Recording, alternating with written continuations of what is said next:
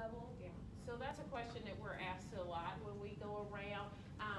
I am starting to have conversations with individual schools to say, is that something that your school community is really interested in?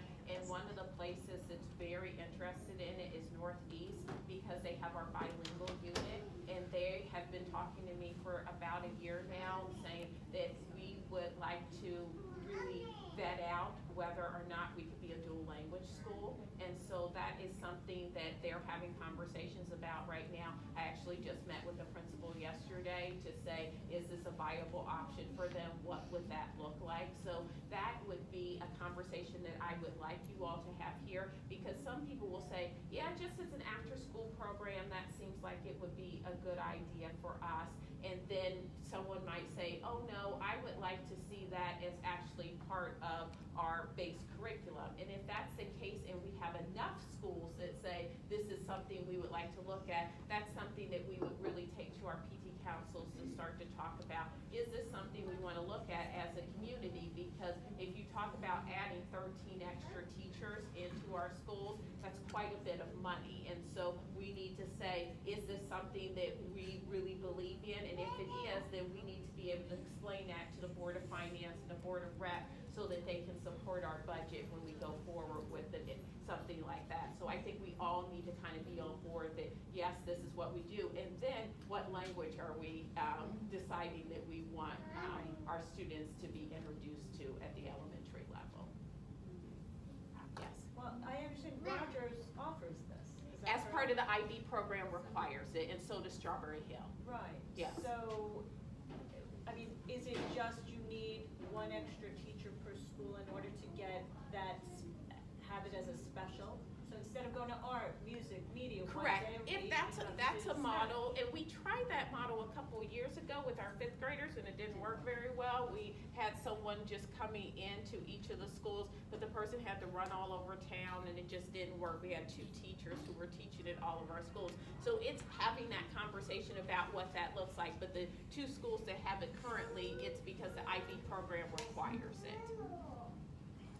So is it that difficult to add it as a special? I mean, tomorrow, we could do it tomorrow if we wanted to spend the money on it. So teachers cost, we budget about $83,000 per student, per teacher. So 83 times, well, you're right, we would not need it into 2 schools. So 11 schools, that's how much it would cost us. Right. Yeah, so is this something that we want to go forward with as a community? If the answer is yes, then we come up with a plan of what that would look like. I don't think anything's off the table. I think it is just understanding what it means to put it in place and having the time to do it also. There's lots that are being taught, and so we need to say, what would your school day look like if that was added into it? And if it is a special, then you wouldn't get music every 4 days, you would get it every 5 days instead, you know? Right. And at what grade level? One of the specials they repeat with it. So we repeat, and I will say, we went to a 7-day, I'll stand up, a 7-day model for specials, just to create some equity around how we schedule students. Because when you don't create an even number of specials, you have children who, some might have music twice a week, but only gym once, right? So what we did was we made 7 days, and children have art twice, music twice, gym twice, and media once, or technology once in that time period. So your question about, you know, is it that hard to make it, as a special, we could get the school in one period, you know, within that time, but it would take away from one of their other specials.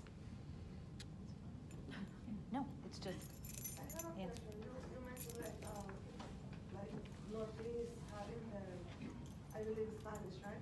Because They don't have it, they're interested in having it. So, but Yeah. they're trying to like a pilot or something, I believe, right? No, I said that they're interested in introducing a dual language program in their school, but we're just having conversations about it Yeah, right but now. when we're talking about a dual program, I mean, because I know a dual program is very different than special, right?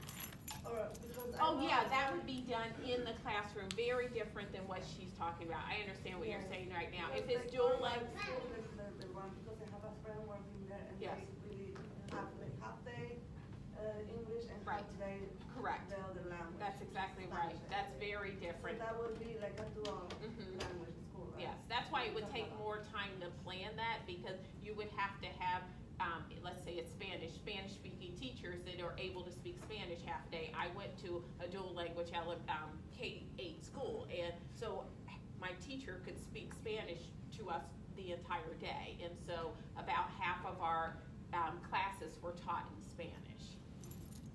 Yeah, I just want to clear that for Yes. people who don't know. Sure. Because we were talking about dual school and then special. Or just having Spanish Right. class, Right. correct. Thank you for explaining the difference between those two, because they are very different.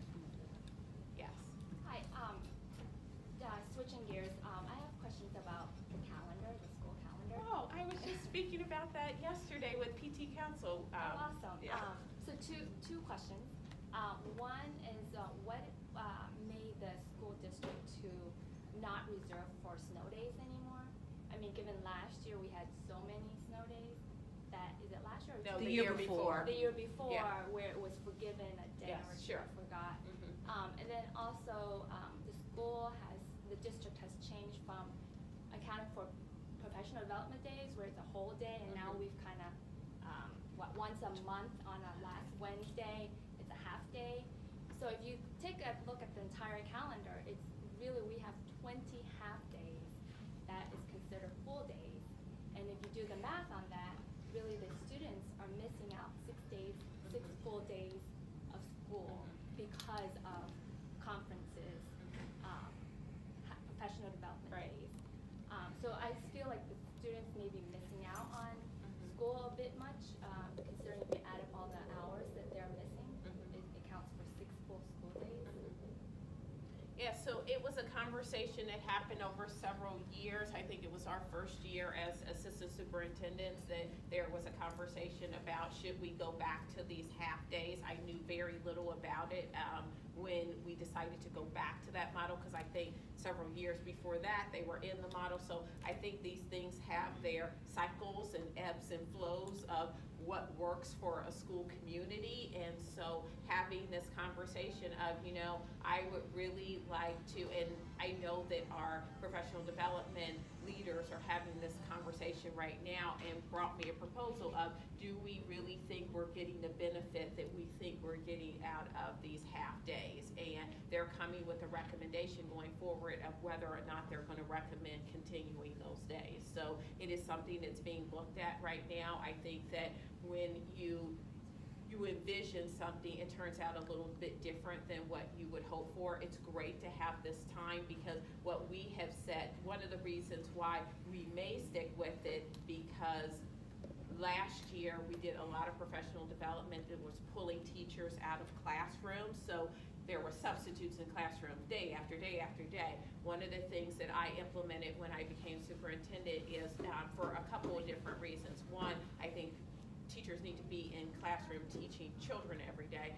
Two, were we getting the bang for our buck with the professional development we were pulling teachers out for? And number three, did we have substitutes to cover all of these classrooms? And so we have reduced to, I will say we eliminated, but I will say we greatly reduced the amount of professional development that we're having during the school day for those reasons, because I felt like teachers were just out of their classrooms too much. And so, again, we have to have professional development. When's the right time to have that professional development? We don't want to pull teachers out of the classroom. So maybe I will see the half days a little differently than I did last year when we were doing both, pulling teachers out of the classroom for professional development during the day and having half-day programs. So if that's something you're interested in, I would love to have more voices in this conversation and parent voices in those conversations. So if that's something that you would be interested in helping us with, I would appreciate having a conversation with you and my team about that. Yeah, it's just that I noticed there's 20 half days. No, it makes a lot of sense, yeah. That's like, wow, that's But if you put on top of that, the amount of teachers who were being pulled out of their classrooms exactly. last year, it's even More. worse. So Right, I would right. love to continue this conversation.